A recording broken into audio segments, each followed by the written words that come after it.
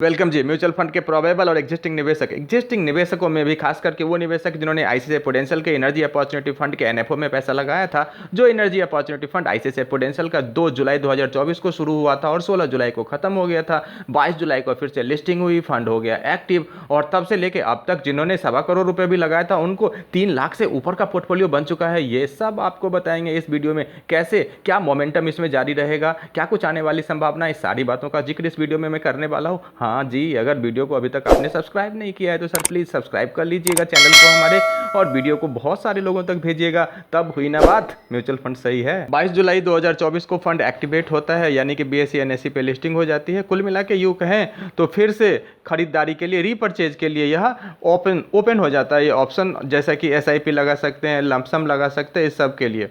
तो 22 जुलाई 2024 से लेके पिछले 29 अगस्त 2024 तक, यानी आज संडे को हम वीडियो कर रहे हैं, तो पिछले फ्राइडे तक के जो डेटा उपलब्ध है उस डेटा की अगर आप बात करोगे सर जी, तो इन्होंने सिंस लॉन्च, इकोनॉमिक टाइम्स में छपे खबर के अनुसार इन्होंने 2.7% का रिटर्न बुक किया है। वहीं पे ट्रेलिंग रिटर्न की बात करें जो कि वैल्यू रिसर्च में पब्लिश हुआ है सर, तो वैल्यू रिसर्च में प्राप्त आंकड़ों के अनुसार सर जी, बेस्ट और वर्स्ट परफॉर्मेंस जो ट्रेलिंग रिटर्न में दिखाया गया है, best performance 1.78% and worst performance is 1.40 regular growth के लिए इन्होंने अभी तक दिया है। सबसे बड़ी बात, रिटर्न अच्छा है और रिस्क अभी तक डिस्कोमीटर में मॉडरेट दिख रहा है सर। ये सबसे इंपॉर्टेंट लाइन आपको बोल रहा हूँ कि रिस्क अभी तक इसमें मॉडरेट दिख रहा है। रिटर्न अगर कंपेयर करें इसके बेंचमार्क निफ्टी एनर्जी टीआरआई के साथ, तो निफ्टी एनर्जी टीआरआई ने 8.70% का रिटर्न अभी तक दिया है इस दौरान, जिस अवधि के दौरान मैं इसे कंपेयर कर रहा हूं। और इनके ICICI prudential energy opportunity fund ने अब तक 2.09% का रिटर्न दिया है। चूंकि अब ये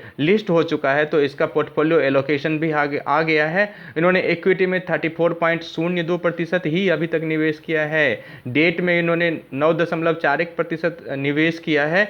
वही अदर्स का एक्सपोजर सर पाई चार्ट में सबसे ज़्यादा है, एक बार गौर से देखिए, 56.57% का एसेट एलोकेशन भी अब आ चुका है। चूंकि यह अभी एनएफओ खुल चुका है, रीपर्चेज के लिए एक्टिव हो चुका है फंड, इसलिए सर आपको मैं दिखा पा रहा हूँ इक्विटी में, डेट में और कैश में क्या एक्सपोजर है, आप देख सकते हैं। इक्विटी में कितना है, कैश में मैक्सिमम है बट मॉडरेट है अभी तक रिस्क, ये सबसे इंपॉर्टेंट चीज़ है। सेक्टर एलोकेशन भी एक बार आप देखेंगे तो अदर्स में 66.16% का सर इसमें एलोकेशन दिख रहा है। वहीं मटेरियल्स में 0.62% का, कैपिटल गुड्स में 0.64% का, मेटल्स एंड माइनिंग में 0.68% का, फिनेंशियल में 9.36% का और एनर्जी में 22.54% का सेक्टर एलोकेशन यहाँ पे दिख रहा है।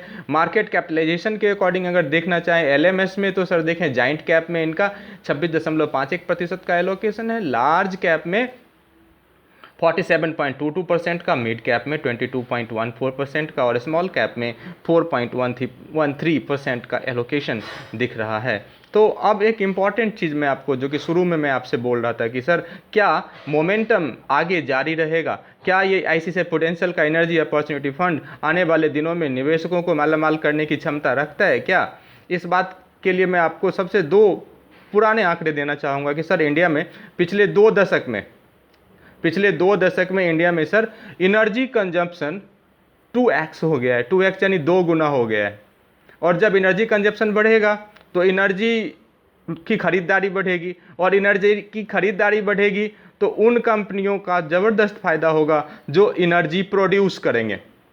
और आईसीआईसीआई प्रूडेंशियल चूँकि फोकस कर रहा है इस फंड में उन्हीं एनर्जी कंपनियों पे, तो इनका मुनाफा बनेगा ही बनेगा, है ना सर। और आप देखेंगे तो अमेरिका और चाइना के बाद इंडिया में अब तक सबसे ज़्यादा एनर्जी कंजम्पशन करने वाला कंट्री है। ऑटोमोबाइल में आपका स्मार्टफोन के वजह से, फ्रिज के वजह से, एयर कंडीशनर के वजह से, इन सब वजहों से। और ख़ास करके आप देखेंगे तो आईसीआईसीआई प्रूडेंशियल का मैनेजमेंट बड़ा ही रॉबस्ट रहता है। बेशक लोग इस पर ये कहते हैं कि सर इनका टार ज़्यादा रहता है, टोटल एक्सपेंस रेशियो इसमें भी देखो 1.37% मैं हो सकता हूँ इसके आसपास का है सर। तो फिर भी अगर इसका टार ज़्यादा रहता है मगर इनका मैनेजमेंट बड़ा ही रॉबस्ट रहता है, हैंसफोर्थ ये लोगों को अच्छा रिटर्न निकाल के देते हैं सर। तो पास्ट में जब आप देखोगे इनका बिजनेस साइकिल फंड का रिटर्न देखो जी, मैन्युफैक्चरिंग फंड का रिटर्न, तो सब में ये रिटर्न बना के देते हैं, इसलिए थोड़ा सा इनका एक्सपेंस रेशियो ज़्यादा भी रहता है। तो जो बुद्धिमान निवेशक हैं वो इन पर रिलाई करते हैं सर। ठीक है, अब आंकड़ों के हवाले से देख लीजिए, चूंकि यह जिस बेंचमार्क को ट्रैक कर रहे हैं वो बेंचमार्क पिछले एक साल में 71.05% का रिटर्न दिया है और पीछे 5 साल में इन्होंने 22.05% का रिटर्न बुक किया है। हैंसफोर्थ पास्ट को देखते हुए, प्रेजेंट को देखते हुए और फ्यूचर में एनर्जी कंजप्शन के एजम्पशन को देखते हुए ये कहा जा सकता है कि ये मोमेंटम जारी रह सकता है। बाकी everything is in dilemma henceforth. मैं आपसे यही कहूँगा कि रीपरचेज के लिए अगर आप जाना चाहते हैं तो एक बार फिर से SID SI को पढ़ लीजिए और अपने हिसाब से अपने रिस्क पे रीपरचेज कीजिए। धन्यवाद।